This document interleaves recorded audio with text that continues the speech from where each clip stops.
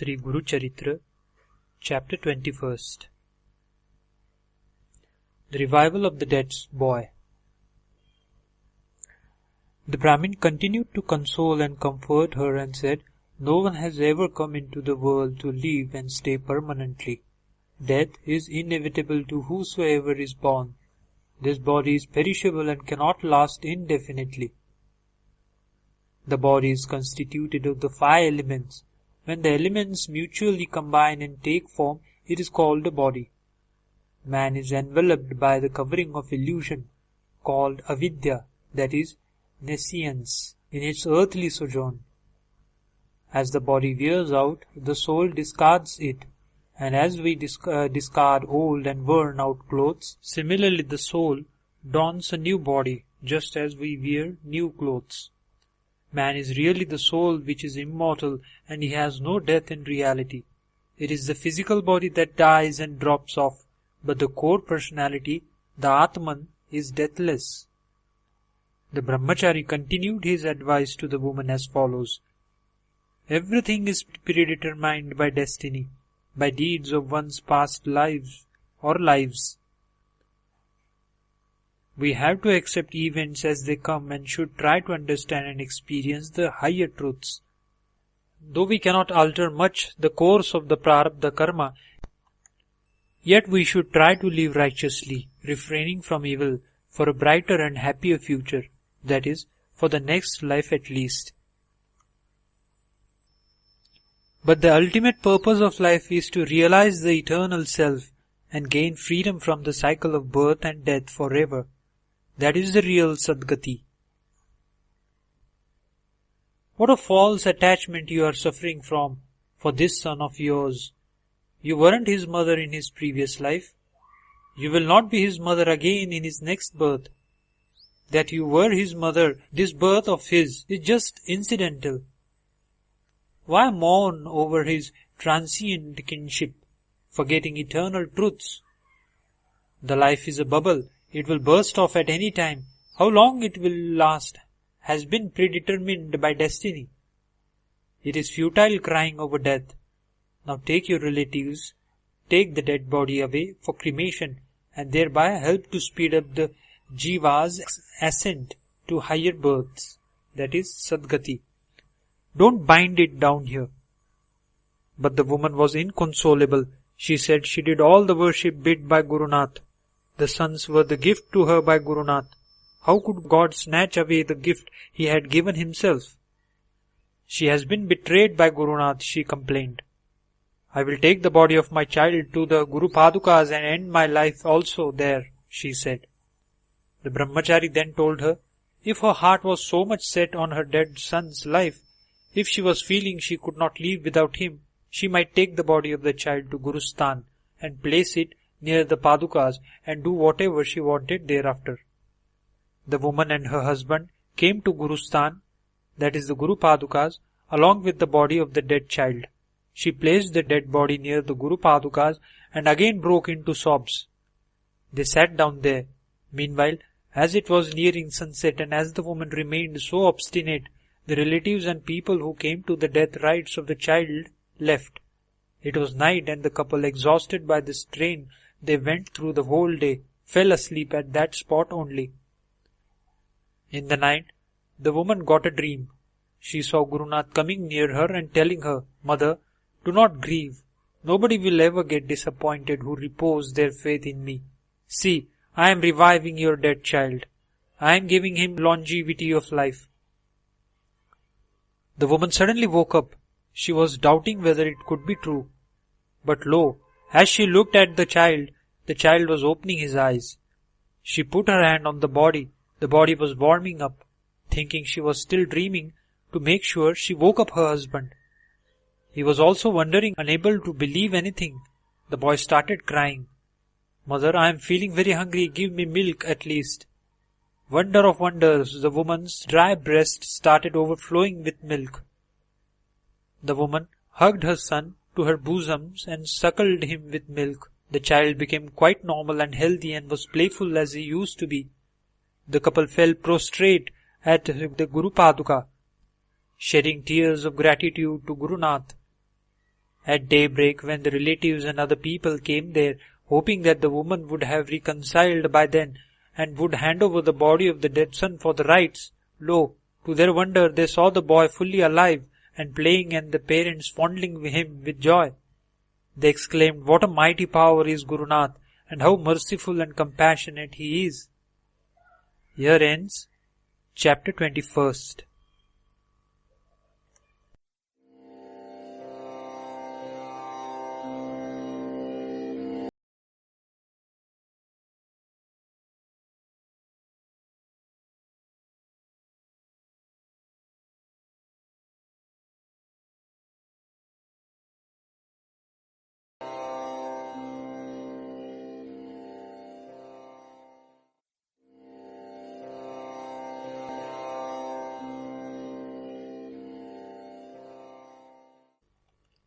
Shri Guru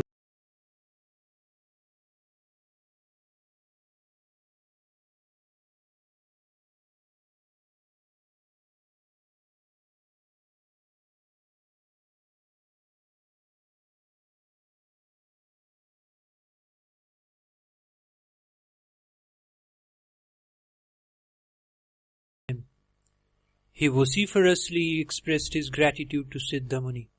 He said he was thirsting to know about Guru Nath's stay and Leelas at Gangapur. Siddha Muni resumed the narrative. Shri Narasimha Saraswati made Gangapur more or less his permanent abode. After coming from Amrapur, he lived there in his visible form continuously for 24 years. In the beginning, however, he did not allow himself to be seen by many and rather lived more in seclusion. Most of the time he used to remain at the Bhima Amarja Sangam. However, as days passed on, he chose to allow himself to be seen by more and more people. At Gangapur, there lived a poor Brahmin couple. The Brahmin used to eke out his livelihood by seeking alms in the village. He had one buffalo which was very old and had gone dry long back. He was, however, keeping the buffalo because some grocers used to hire it for carrying salt bags, and thus it used to fetch the Brahmin a little money now and then. One day, Guru Nath came to the house of the Brahmin asking for bhiksha. At that time the Brahmin was away, having gone out for alms into the town. The Brahmin's wife welcomed Guru Nath and requested to wait for the bhiksha till her husband returned home with alms. But Guru Nath said he would not be able to wait that long.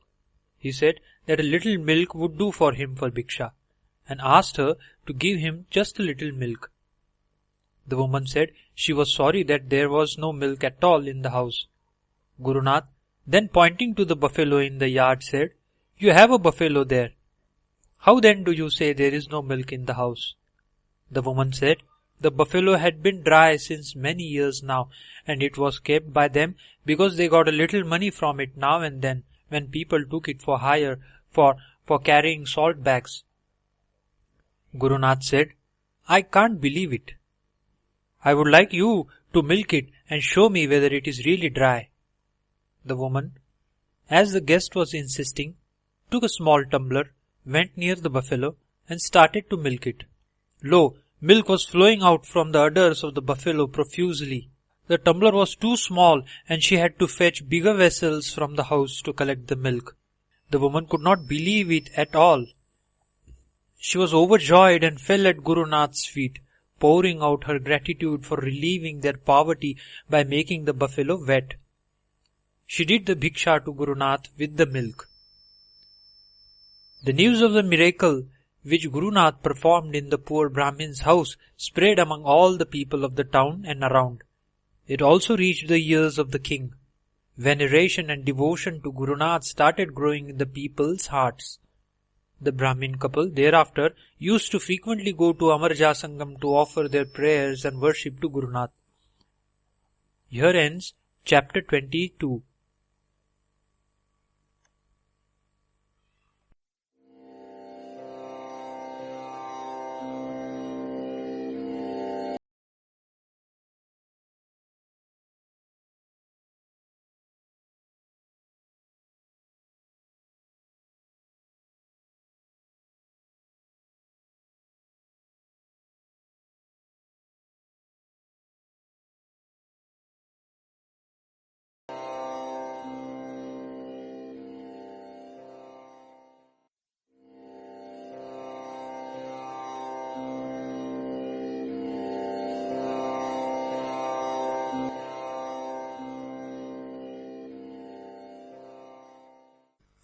Shri Guru Charitra, Chapter 23. The Brahma Rakshasa gets liberation. Siddhamuni continues the narrative. As the news of Guru Nath's miracle of making the decrepit and dry buffalo yield plenty of milk and making it wet again, and thus relieving the poverty of the Brahmin, people started flocking to the Brahmin's house to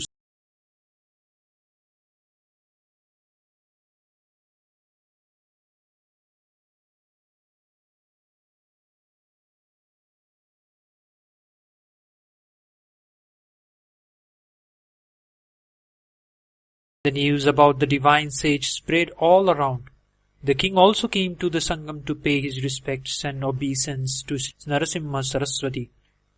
Seeing Guru Nath, the king realized that this was none else but Supreme Divinity come down, the Supreme Being which the Vedas tried their utmost to discover but could not succeed at all.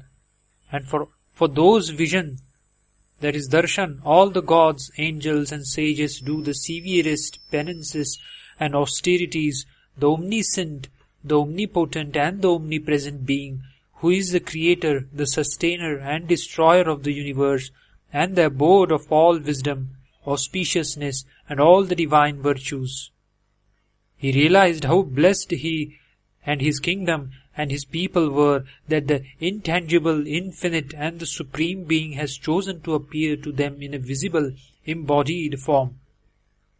The king fell at his feet and prayed that he should continue to stay in his kingdom only and should not leave the place and forsake them. He begged him to step into his palace and sanctify it also.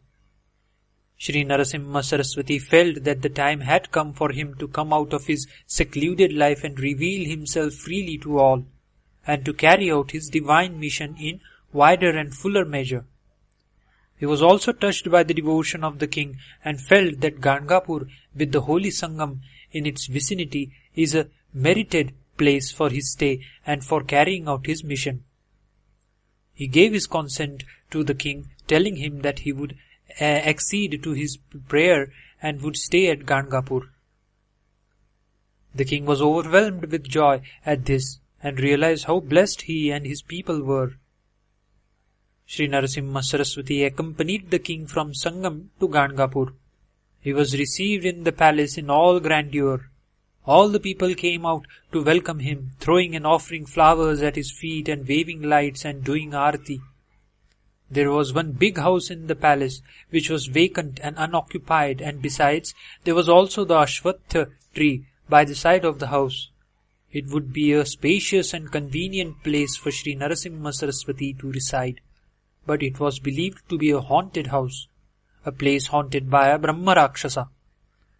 But Shri Narasimha Saraswati said that the place would suit him. As soon as he entered the house, the Brahma Rakshasa came out in a fury with the object of assailing the intruder. But seeing Shri Narasimha Saraswati, the Brahma Rakshasa realized that it was no intruder but the Redeemer, come to bless all and him too.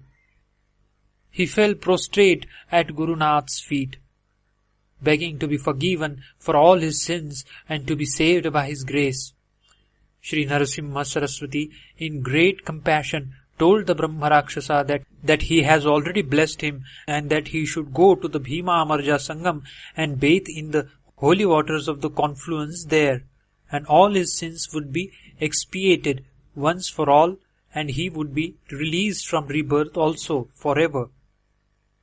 The king built a mutt at Gangapur at the place for the divine guests to stay. Early morning Guru Nath used to leave the mutt for the Sangam, which is a couple of miles away from the mutt. He used to have his bath there and perform all religious rites and then return to the mutt by midday. The king used to come every day by noon for the sage's darshan and for offering him his worship. The name and fame of Shri Narasimha Saraswati spread by now far and wide,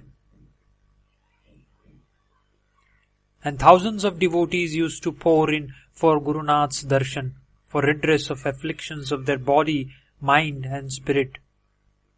Here ends chapter 23.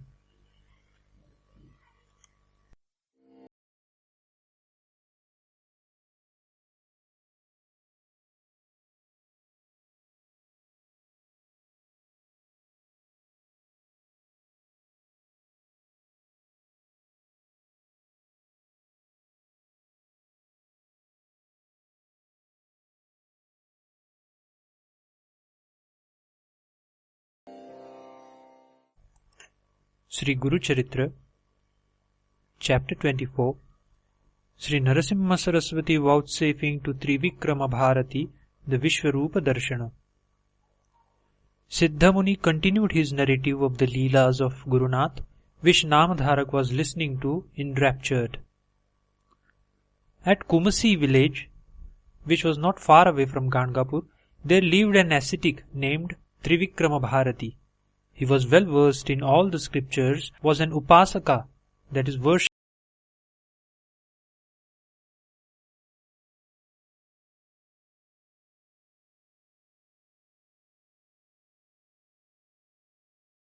Bharati heard of Shri Narasimha Saraswati and how all were flocking to him for his darshan. He heard also that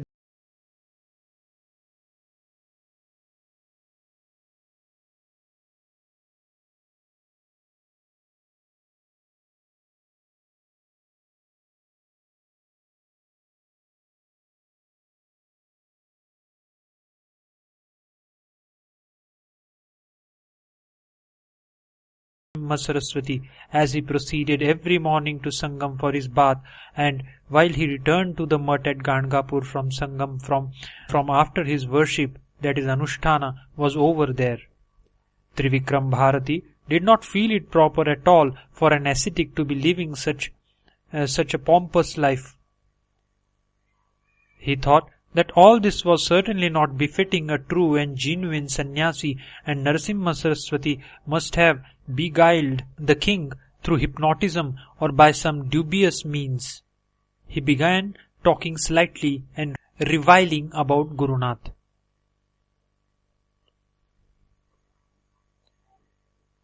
Whatever be the happenings anywhere, whichever be the thoughts passing anybody's mind, however far away the person be, nothing ever escapes the notice of the omniscient Gurunath. How can anything escape his notice when he indeed is the inner resident, that is Antaryamin, in the hearts of all beings and the witness of all happenings? He pitied Trivikram Bharati for the wrong and erroneous notion. He pitied Trivikram Bharati for the wrong and erroneous notions he was holding and wanted to correct him and teach him the truth. He was himself like the lotus which, though resting on water, yet remained unwetted by it. The worldly paraphernalia, etc. around him had least attraction for him. He just let his devotees to have their way, just for their joy, pleasure and satisfaction. In his true nature, he is the supreme renunciate Lord Shiva himself. He wanted to reveal his true nature, that is Swarupa, to Trivikram Bharati. Gurunath set out in palanquin with all usual pomp and paraphernalia towards the Kumasi village. The king arranged his cavalry, caparisoned elephants, horses, etc. to head the procession. It looked as if an emperor was going in his Digvijay Yatra. Trivikram Bharati that morning also, as usual, began Manasik Puja on his Ishta Devata Lord Narasimha. But strange it was that however much he was trying, his mind that day was not getting fixed on the Lord's form. He was an adept yogi, and every day his mind used to get instantly fixed on the Lord's form in the chamber of his heart, no sooner than he sat for meditation. He was getting worried as to what was happening to him that day, and why all his long number of years of practicing yoga was failing him suddenly that day. He prayed to Lord Narasimha to forgive him for any lapse he had committed, knowingly or unknowingly.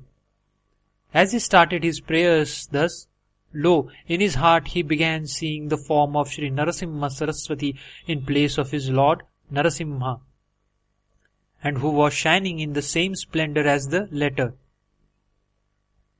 The vision and experience was so vivid and remained persisting however much he tried to draw away his mind from it, that is, from the form of Shri Narasimha Saraswati, which was revealing in his heart. Just at this juncture, Shri Narasimha Saraswati's procession reached near his place. Lo, what a unique wonder! Every one of the retinue, all of them without exception, was appearing to him looking like the vision revealed to him in his heart. Everyone was appearing like Shri Narasimha Saraswati, shining in divine splendor. The vision was spreading, enveloping, even beyond the horizon. Lo, wherever he glanced, it was myriad forms of Shri Narasimha Saraswati alone. Trivikrama Bharati was overwhelmed with wonder. He fell prostrate on the ground and started praying to Shri Narasimha Saraswati to forgive him for all his impertinent and ignorant prattle before, not knowing that Shri Narasimha Saraswati, was none but the Supreme Lord come upon this earth. He prayed to be accepted as his disciple and be blessed. As he prayed thus, Shri Narasimha Saraswati withdrew the Vishwarupa vision, and Trivikram Bharati could now see the things in the normal way.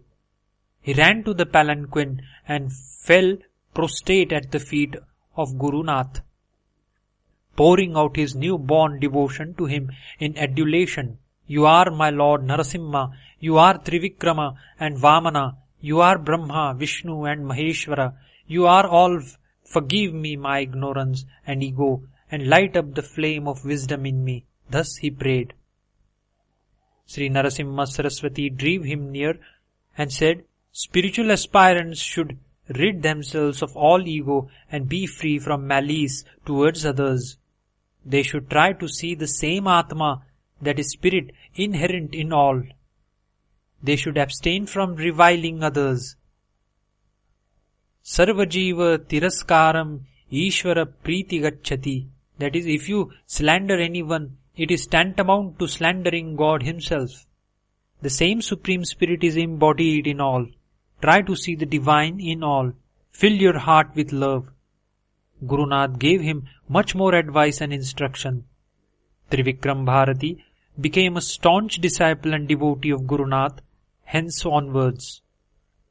Here ends chapter 24.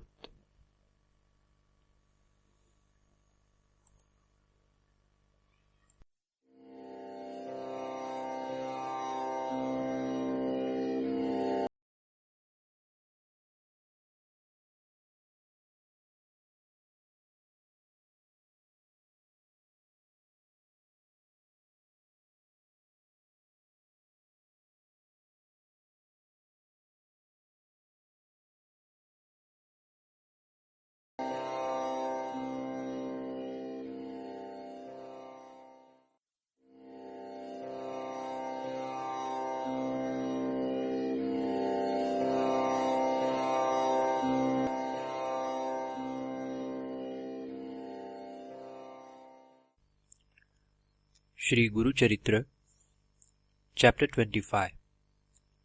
The Pride and Conceit of the Two Foolish Pandits.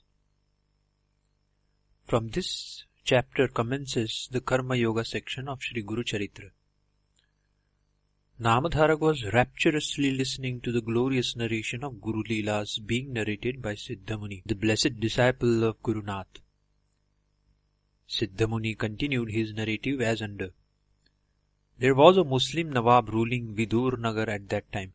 He had no respect or tolerance for the Hindu religion. He used to tempt Brahmins to come to his court by offering money and gifts and make them recite the Vedas and explain the meaning. Public recital of the Vedas before anybody and everybody, and especially before the non-believers and who have no reverence, is against the very Vedic injunctions.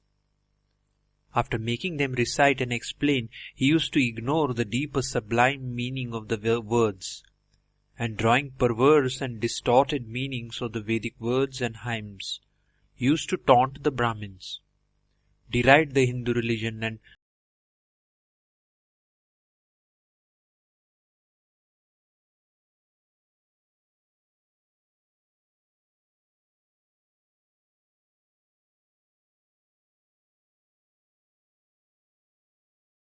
how can any self-respected person bear the sacred text being taunted by shallow-minded persons weaving at the text, wearing goggles of prejudice and hatred? None used to come forward to oblige the Nawab. However, There were two Brahmins who came forward to be used as pawns in the hands of the Nawab. No doubt they were very scholarly persons. They knew the Vedas by root, but had not imbibed even a grain of true wisdom from the Vedic study. The two Brahmin Pandits impressed upon the Nawab that there was none in the land with scholarship comparable to theirs. They said that the Nawab should arrange a debate in scriptural and Vedic subjects in his court, and that they would be able to defeat anyone and establish the supremacy and superiority of their scholarship and knowledge over that of others. But none of the Pandits agreed to come to the Nawab's court for the contest, because the Vedic subjects were sacred and were meant for patana, that is, chanting and contemplation, and not for vada, that is, for acrimonious debates. The Pandits said that they would go out into the country and seek out contest in different villages and towns. If anyone ever dared contest against them, they were confident to defeat them, and in case nobody came forward, that meant an open acknowledgement by all of the two Pandits' supremacy, and therefore the ruler should recognize it, honor them benefitingly. The Nawab encouraged them in this, only with object of enjoying watching the Pandits disputing amongst themselves acrimoniously. The Pandits set out on their challenging campaign, puffed up with pride of the patronage and backing of the Yavan ruler. They came to Kumsi village, and they were told that Trivikrama Bharati was the most scholarly Pandit of the area, and if he was defeated, it would establish their unchallengeability. When the Pandits proposed to Trivikram Bharati that he should enter the contest against them, Trivikrama declined, saying it did not befit him, a renunciate and sannyasi, to enter into discussions and debates for winning name and fame. The Pandit said, if he did not want a contest against them, he should acknowledge them as unchallengeable and should accede Jayapatra to them. Trivikram Bharati saw their conceit and ambition and thought they should be taught a fitting lesson. He took them to Shri Narasimha Saraswati at Gangadhar. As soon as they entered into the presence of Gurunath, Trivikrama fell down prostrate at Gurunath's feet, offering his obeisance. The Pandits, however, did not show any respect, and they shoved off their pride and arrogance. Shri Narasimha Saraswati inquired, as if he was not aware of what had brought them to him. Trivikram Bharati narrated about the campaign on which the Pandits had set out. The Pandits demanded that Shri Narasimha Saraswati should enter into debate with them, or should acknowledge their unchallengeability and should give them the Jayapatra. Shri Narasimha Saraswati chided them, saying what benefit would accrue to them by their showing of their intellectual scholarship. All the knowledge of Vedas and scriptures will have to be imbibed, digested into integrated wisdom, into intuitive experience, fructifying in the realization of the self, the spiritual reality. He cited the instances of Ravana, Banasura, etc., who were all very well versed and proficient in Vedic lore, but which made them highly conceited and egoistic. And what was the result? It led only to their total ruin and destruction, along with all their clan. The Vedic knowledge should be put to use for the conquest of one's senses and ego, and to realize the all-pervading divine and spiritual reality. All the loving, well-meant advice of Gurunath fell on deaf ears. It did not change the minds of the Pandits, whose hearts were deeply set on winning worldly acclaim for their scholarship. Here ends chapter 25.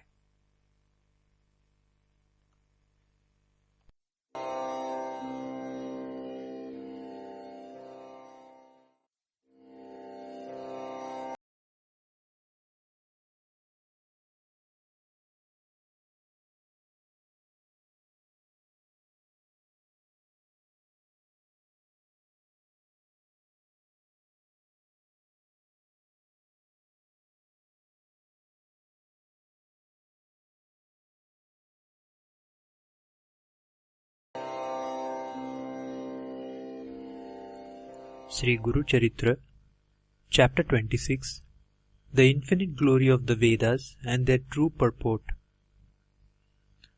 Siddha Muni continued the narrative. Shri Narasimha Saraswati told the Pandits that it was wrong, presumptuous, and childish on their part to believe that they had mastered all the Vedas and gained all knowledge. It is indeed beyond the ken and capacity of anybody, even of gods, to have full and proper understanding of the Vedas. The Vedas are indeed countless and endless. Anantavai Vedaha, it is said. Even Brahmadeva could not gauge the extent of the Vedas. The Lord himself had to incarnate on earth as Badarayana, that is, Vyasa, and he collated a small portion of them into the 4 Vedas, which we have heard of. It is indeed a very, very tiny portion of the original Vedic lore abstract.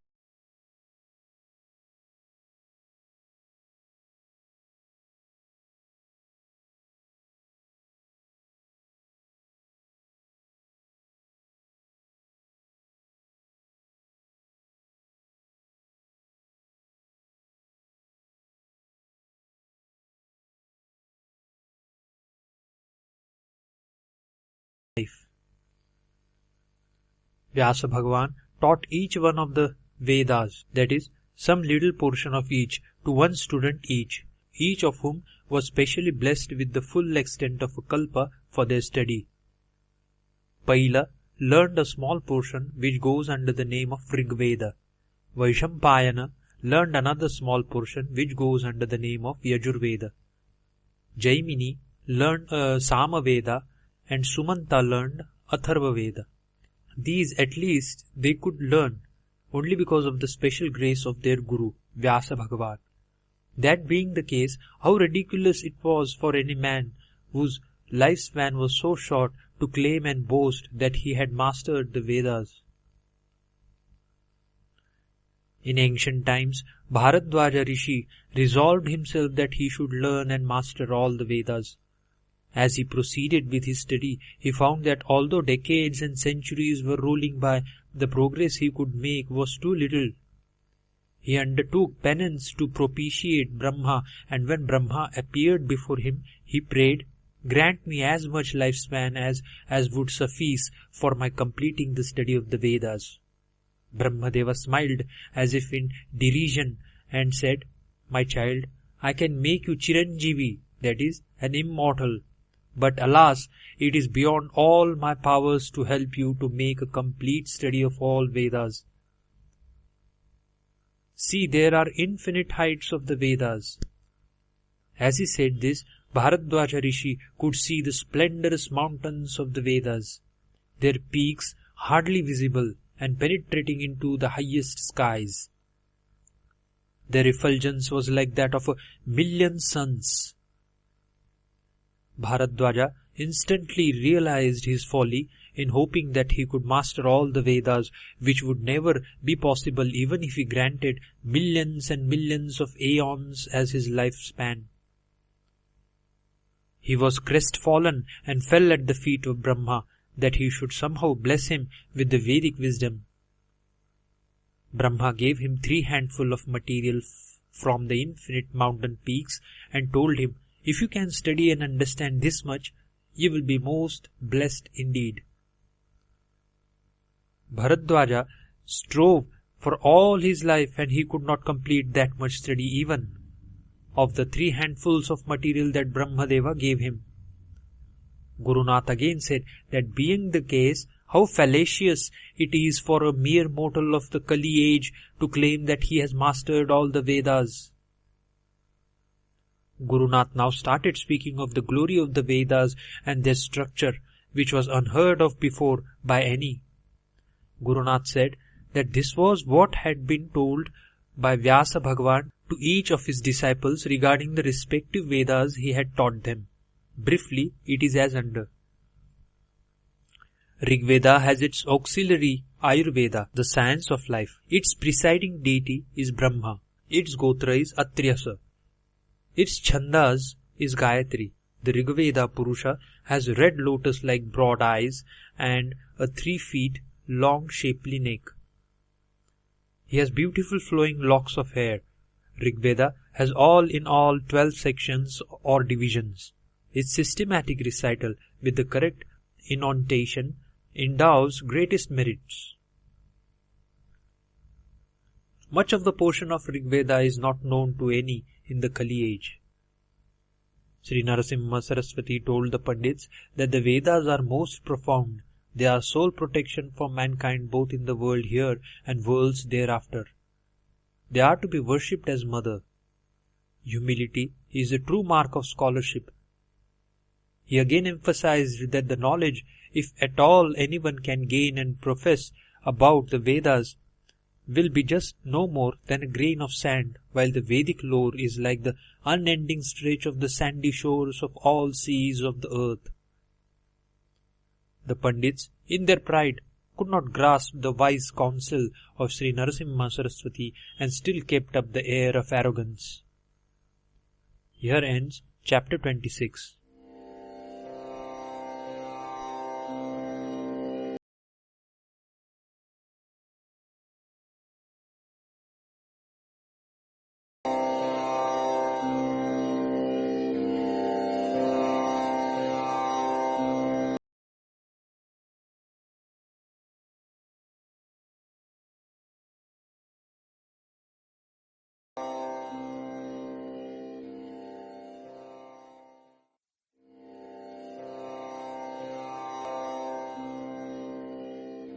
Shri Guru Charitra, Chapter 27.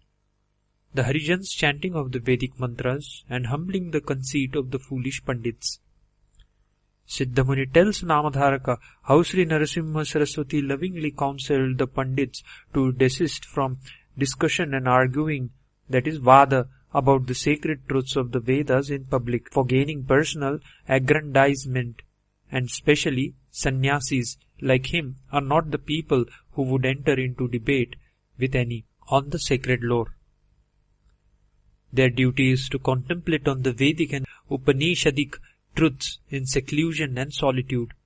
He warned and told them if they still persisted in their challenge and insisted on a debate, it was tantamount to courting their own ruin, like the patang, that is, the glowworms, hovering around the lamp and playing with fire, meet their self-destruction.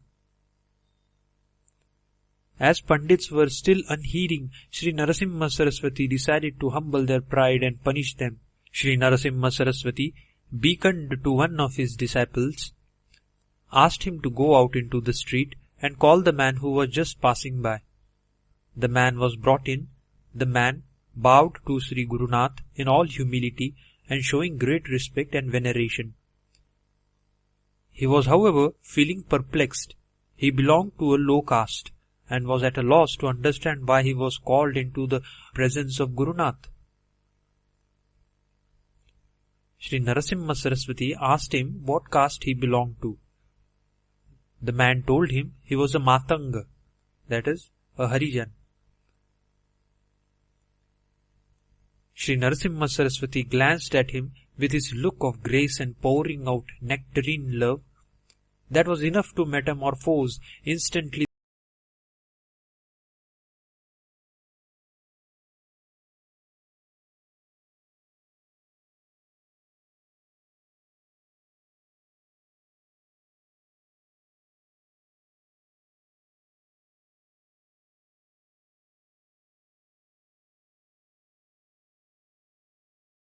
the Matanga did so.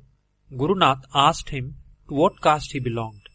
The man replied, he belonged to Kirata Vamsha, that is the hunter caste, and his name was Vanarakha. He then asked him to cross line after line.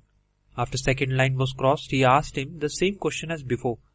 The man replied, he was the Gangaputra, that is, belonging to a fisherman community. After the next line, he said he belonged to the Shudra caste.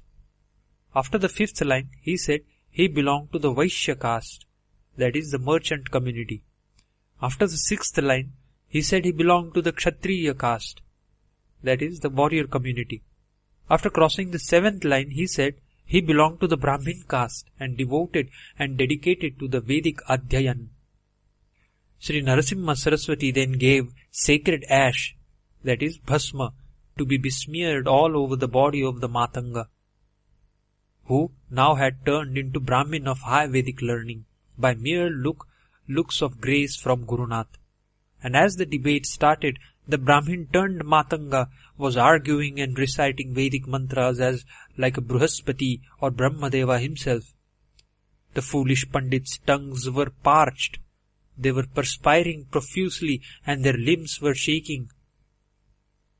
They fell at Gurunath's feet and begged to be forgiven for their pride and arrogance in not heeding to his advice, in their ignorance and foolishness. Shri Narasimha Saraswati said with compassion, "I cannot help you much now. By your greedy desire to trade in the Vedas, you have drawn the Veda Mata's curse upon yourself.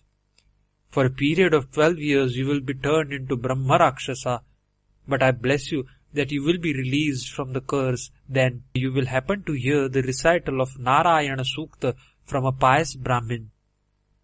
Then you will turn into Brahmins again." He asked them to go to the Sangam and take bath. The Pandits fell down dead the same day. Here ends chapter 27.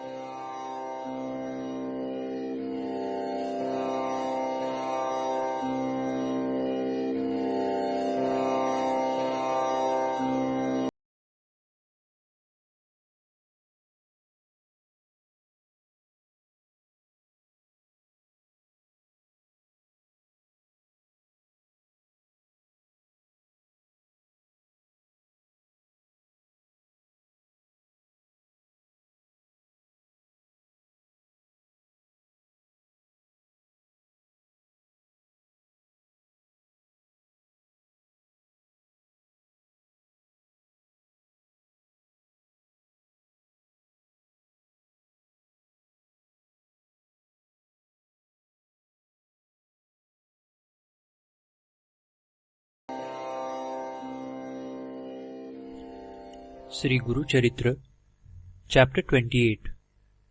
Actions and their consequences, that is, the law of cause and effect. Siddha Muni told Namadharaka that the Matanga, now blessed with Brahmic knowledge, asked Shri Narasimha Saraswati to let him know why he was born as a Chandala in this birth, while he was a Brahmin in his former life. Gurunath explained in great detail the rules governing karma and its consequences, that is, fruits as well as retribution. Trivikrama Bharati and all present were listening with rapt attention, as this is a subject as a profound science which governs all creation and affecting every individual being's life. Gurunath went on to say as follows. The caste in which one is born is determined by his past karmas, that is, actions and conduct. Good actions lead to higher births in higher castes, and sinful and bad actions lead to births in lower castes or even in subhuman species. Brahmin is predominantly of sattvic, that is, of pure, serene and tranquil temperament. He has a special duty and role in society. He is the spiritual custodian of the people of all communities. He has the great responsibility for the material and general well-being of all his younger brothers and sisters in the family. He has to observe the strictest disciplines.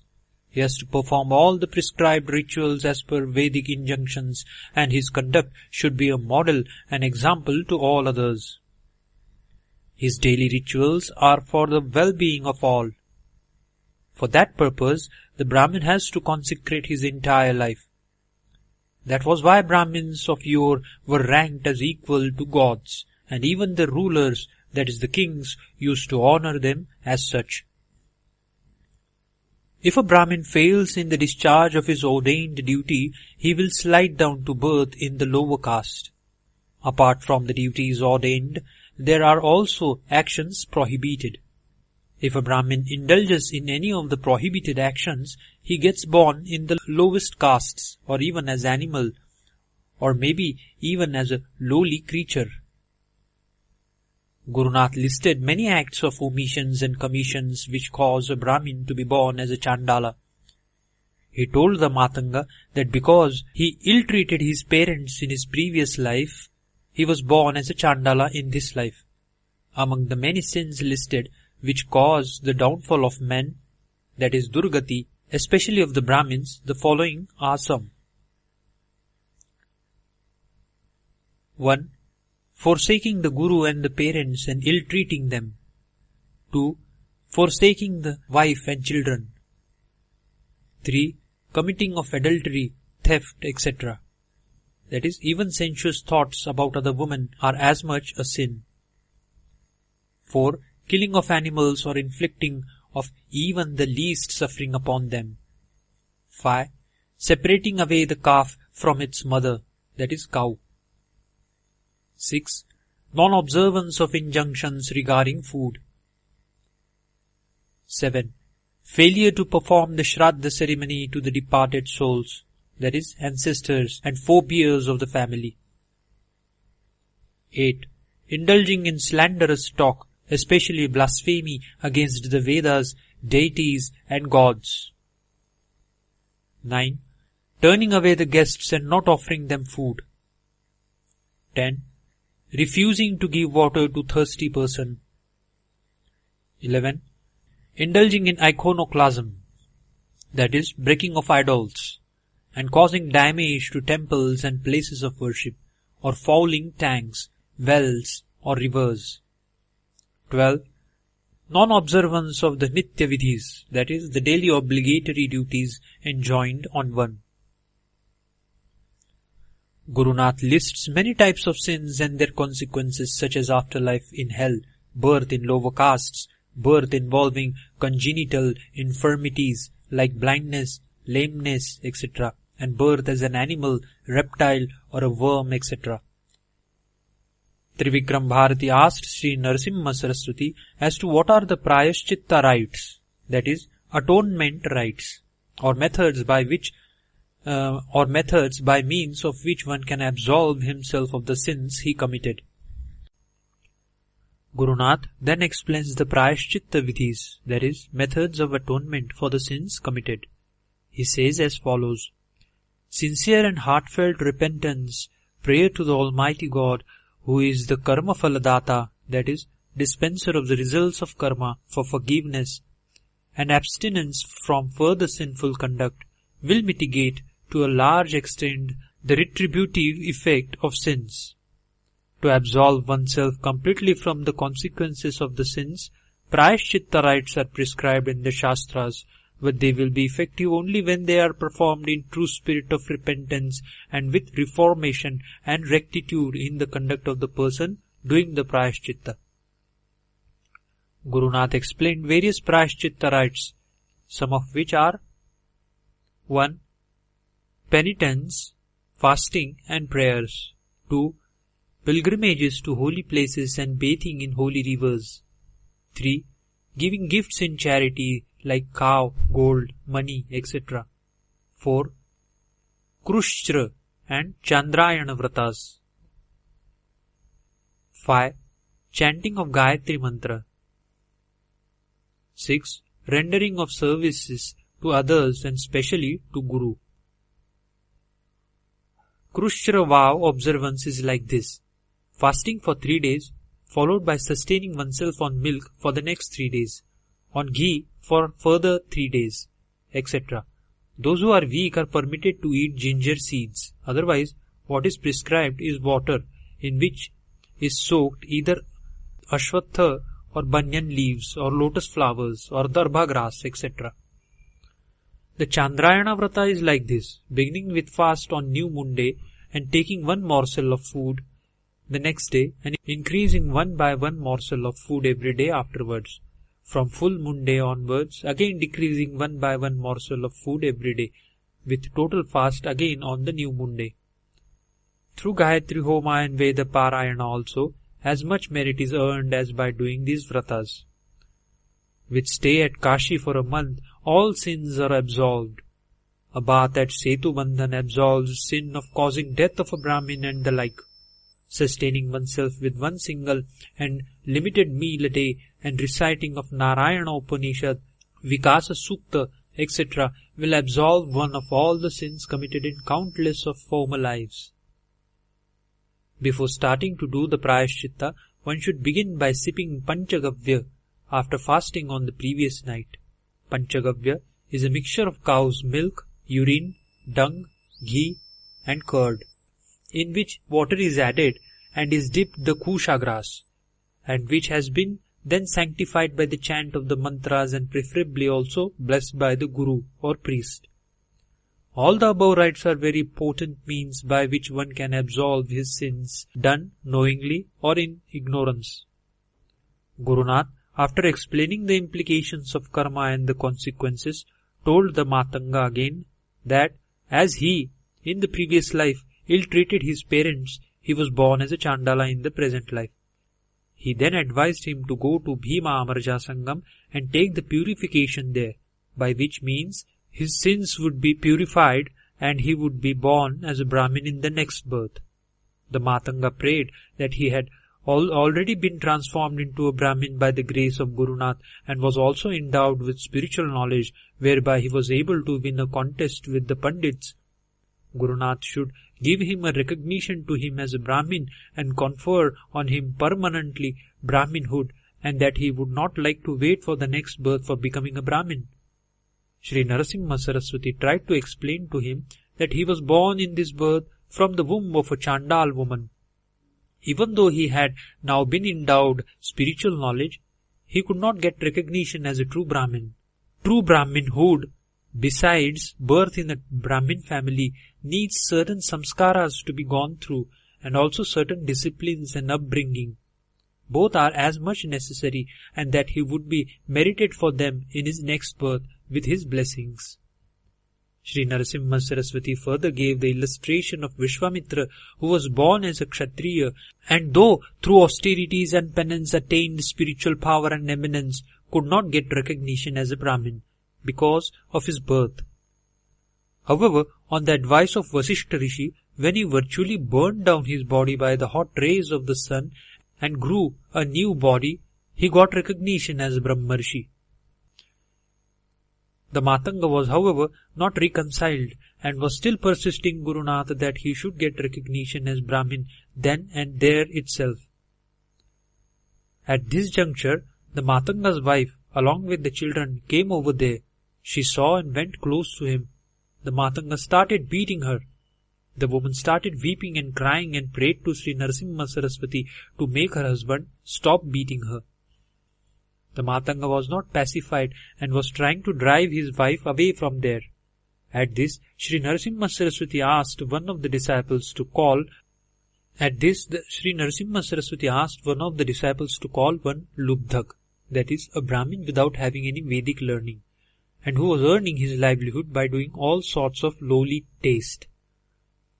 Shri Narasimha Saraswati asked him to pour water over the body of Matanga and give him a full bath. When the water was poured on the Matanga, it washed out all the bhasma, that is the sacred ash, applied on his body earlier. Along with the bhasma, the scriptural knowledge which the Matanga obtained earlier also disappeared and was lost totally from his memory. The Matanga became the same size as he was before, the same ungenerate being he was earlier. He was seized with moha and delusion, and seeing his wife and children, ran to them, totally forgetting whatever had happened earlier. Here ends chapter 28.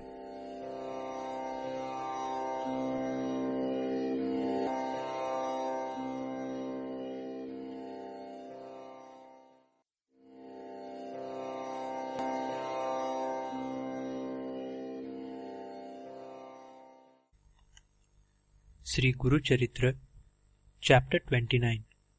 The significance and power of Bhasma, that is, the holy ash. Siddha Yogi continued the narrative to Namadharak as follows. Trivikram Bharati requested Shri Narasimha Saraswati to enlighten them about Bhasma Mahima, and how it possesses such great power as they witnessed in the Matanga episode. Now, Shri Narasimha Saraswati narrated the following anecdote. There used to be one yogi by the name of Vamadeva. He used to smear his body always with bhasma. His hair was matted and he used to wear the bark of trees for his garment. He was a very exalted yogi. He had won over all human frailties, sublimated his senses and conquered the 6 inner enemies, that is, Shadripus. They are likes, dislikes, greed, delusion, ego and pride, envy and jealousy, which enslave man. He was a fully realized soul and a Brahmadhyani.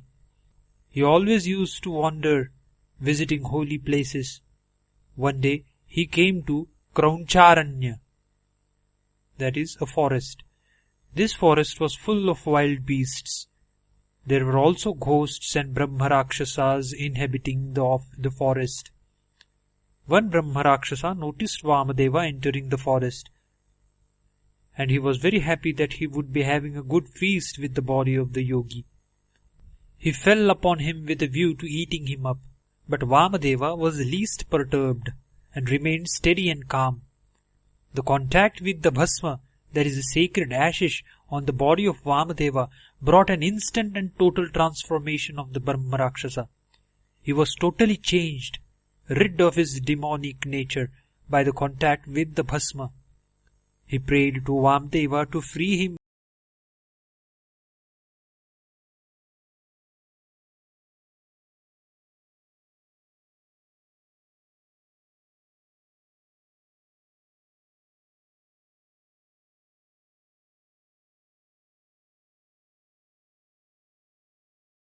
Had a very vicious and lustful nature. He led a very sensuous life, running after women always, without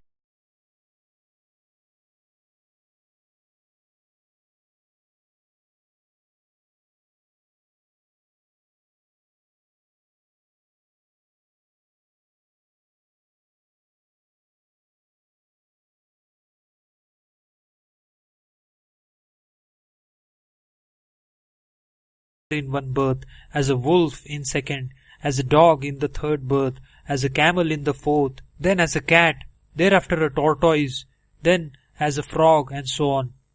He had suffered so much, all of his own making though. Now the mere touch with the bhasma had so much soothed his soul, and never before he had felt such peace.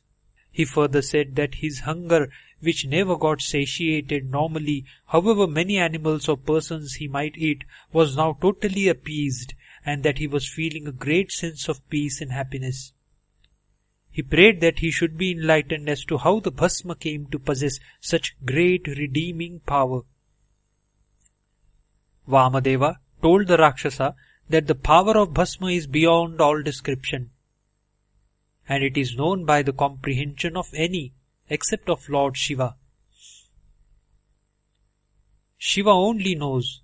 He alone knows fully the glorious power of bhasma. That is why he, that is Shiva, smears his whole body always with bhasma. Vamadeva told that there lived once a Brahmin in Dravida Desha. He took to bad ways of life. He went to live with a low caste woman.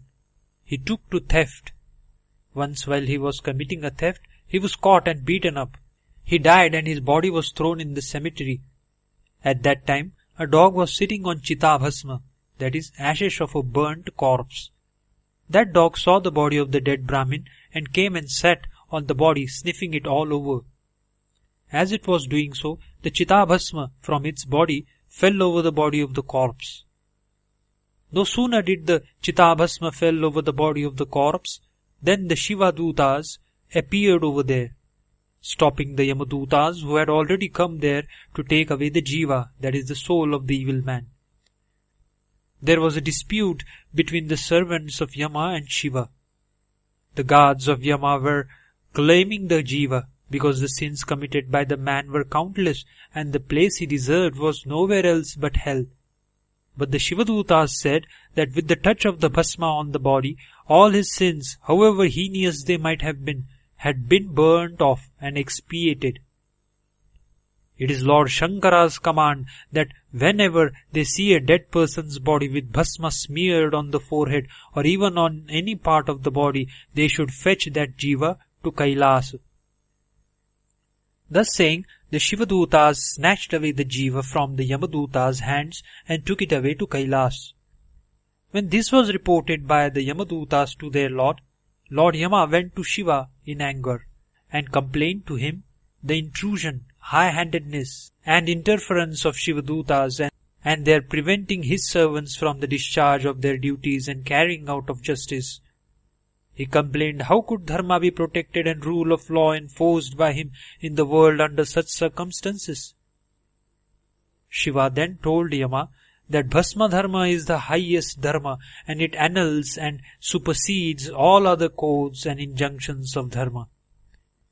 He told Yama to tell his servants that they should abstain from approaching the bodies of the dead smeared with bhasma. Such was the mahima of bhasma, said Vamadeva to the Brahmin Rakshasa. The Rakshasa requested Vamadeva to teach and explain the same through the following anecdote. Once Lord Shiva and Parvati went to the Mandara mountain. All the gods, rishis, apsaras, gandharvas, yakshas, kinnaras, rudragans, shivadutas, all came and assembled over there. Lord Shiva was seated on his throne. By his side was seated Mother Parvati, golden in complexion and bedecked in richest jewellery and adorned with beautiful flowers. She was radiating all splendour. All were absorbed in the ecstasy of the darshan of the divine couple, the mother and father of the universe. Sanat Kumar Rishi prayed to Lord Shiva to teach them the one dharma vidhi, which will be simple to be observed by all, yet will confer all the four purusharthas, that is, the four chief aims of life, dharma, artha, kama and moksha, and which will destroy all the sins, endow bodily and mental purity, and also intellect illumination. Lord Shiva said, there is one dharma vidhi which is simple and can be followed by each and everyone, and which will confer all good and save men from all ills of the world. This vidhi is called the Tripundra Bhasma Dharana Vidhi. The Bhasma is symbolic of the ultimate truth of all matter. It has a spiritual significance, that is, it is changeless, immutable like Godhead. It is colourless or white, so to say, indicating purity. In Javalopanishad, Bhasma Vidhi is described in great detail. Agni is the presiding deity for Bhasma. The ash from the sacrificial fire is most sacred. In the absence of it, ash prepared from cow dung is to be used. A little ash is to be taken, reciting the Sadyojata mantra. A little water is to be added and mixed in it with the aid of thumb, while reciting the Manastoka mantra. Then chanting the Triambaka Yajamahe mantra, it has to be taken near the forehead. Then reciting the Trayayuksham Jamadagne mantra, the Tripundra Dharana, that is, applying it in 3 lines, is to be done. First, with the aid of the middle and ring fingers, the 2 lines are to be applied. The top one and the bottom are from left to right. Then with the aid of the thumb, the middle line is to be applied, drawing it from right to left. The marks are not extend beyond the sides of the eyebrows. With devotion, these marks are to be always worn on the forehead. Bhasma Dharana can be done by one and all and during all the stages of life. It will cure all the ills of the body, mind and spirit. It ensures mental purity, intellectual illumination and spiritual enlightenment in their life. Beyond it opens the gates of Kailasa for him, which is the eternal abode of supreme peace and beatitude. Lord Shiva said that for destroying one's sins, there is nothing comparable to doing Bhasma Dharana, but it should be done with full faith and devotion. For one who applies ashish on his forehead and wears Rudrakshamala on his neck, There will be nothing wanting for him either in this life or in the beyond. That was Lord Shiva explaining to Sanat Kumara Rishi and all the assembled sages. Hearing the divine glory of Bhasma, the Rakshasa sought the Bhasma from Vamadeva and applied it upon himself. His Rakshasa form totally changed and he got a new splendorous body. A divine vehicle came and took him away to Kailasa. Here ends chapter 29.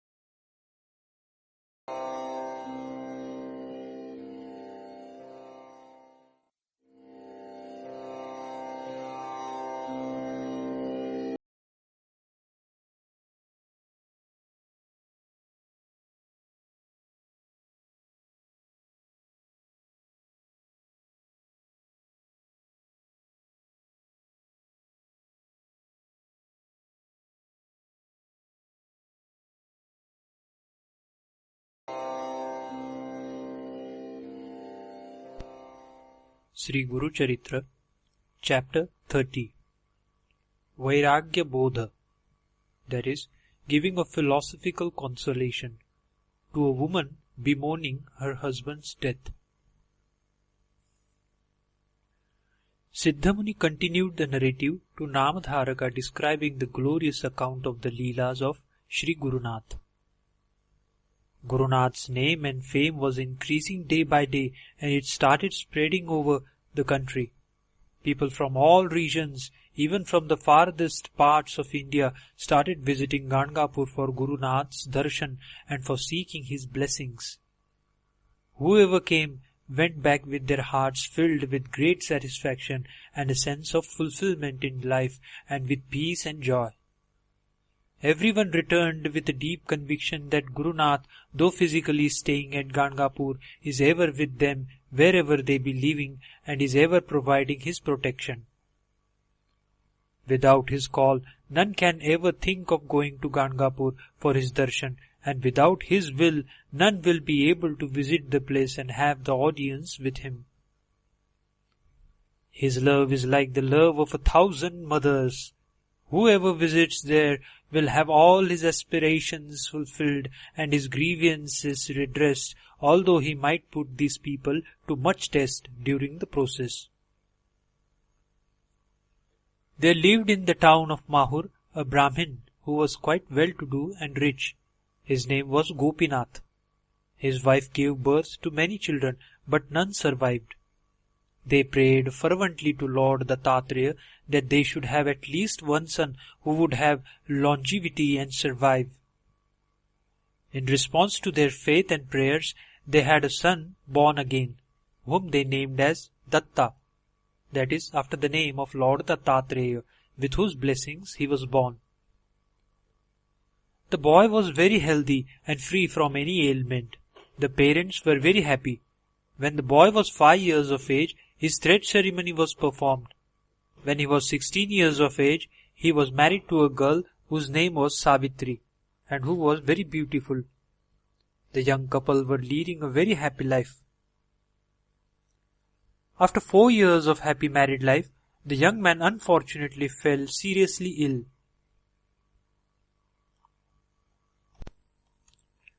The parents consulted many Vaidyas, that is doctors, and tried various treatments without minding the expenses. But there was no improvement in his condition. Actually, his condition was deteriorating day by day. The young wife thought that if she could take her husband to Gangapur and pray to Shri Narasimha Saraswati, his life could be saved.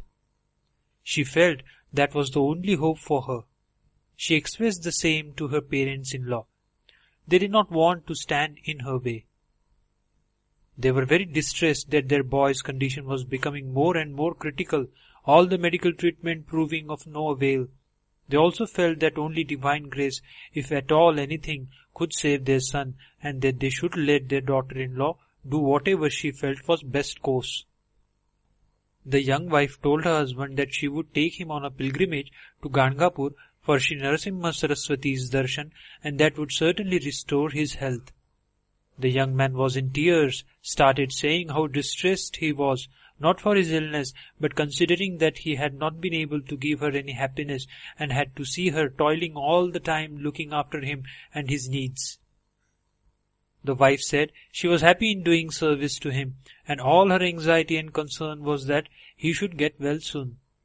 And for that purpose she was prepared to make any sacrifices.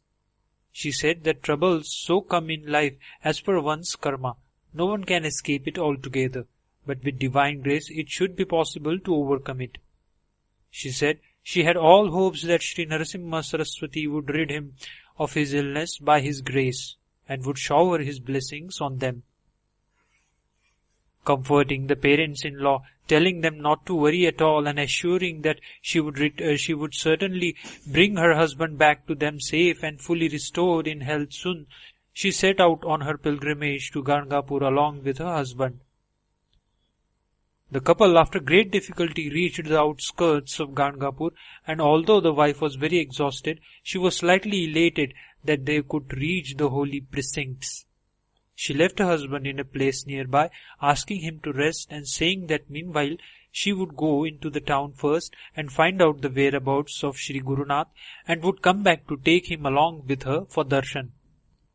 She went into town and was told that Shri Gurunath had gone to the Sangam. She came back to the place where she had left her husband for rest.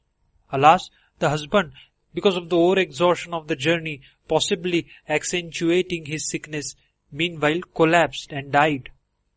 She was aghast and broke down completely with grief.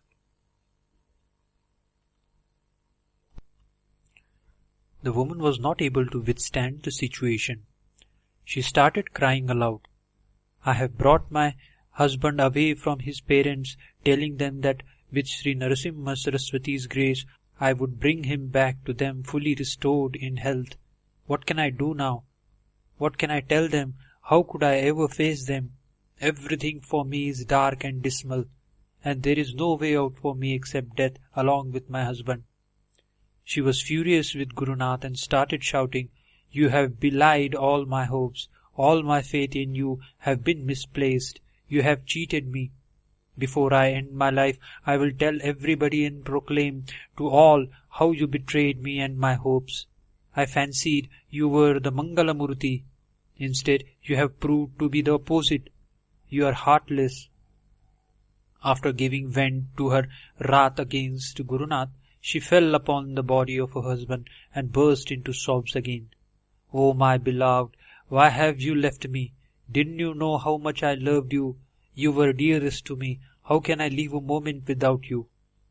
Meanwhile, people nearby, seeing the sad advent, gathered around her and were trying to console her. At this juncture, Shri Gurunath himself, in the guise of a tapasvi, with rudraksha-malas around his neck and his whole body smeared with vibhuti and holding a trishula in his hand, appeared there.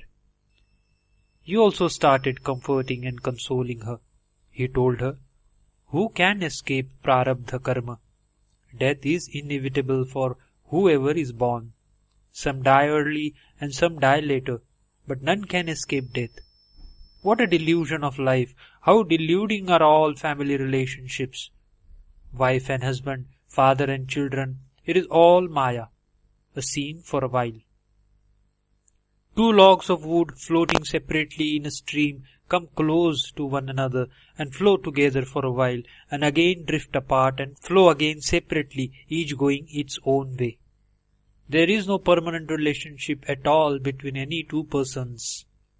Each one has his or her own destiny to suffer, each according to his or her karma of his or her past lives.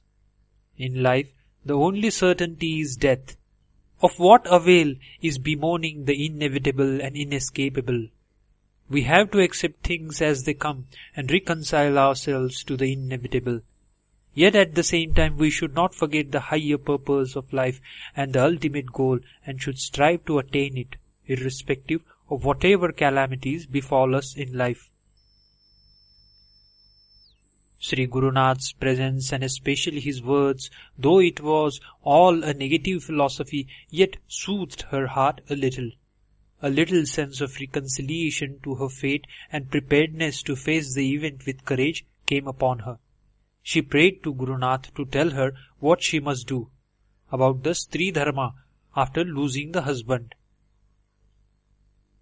Here ends chapter 30.